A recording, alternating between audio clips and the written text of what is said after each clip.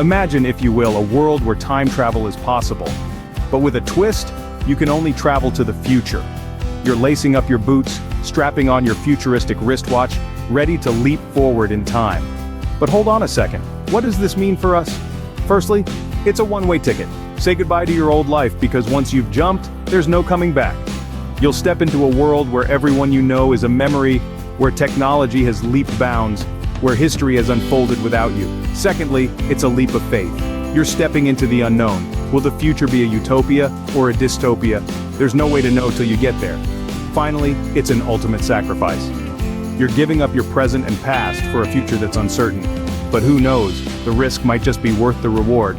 Oh, and remember, if you do decide to take the leap, don't forget to pack a toothbrush. Time travel is no excuse for poor dental hygiene. If you've enjoyed this thought experiment, do hit that like button and subscribe for more mind-bending concepts. Until next time, keep wondering, keep dreaming.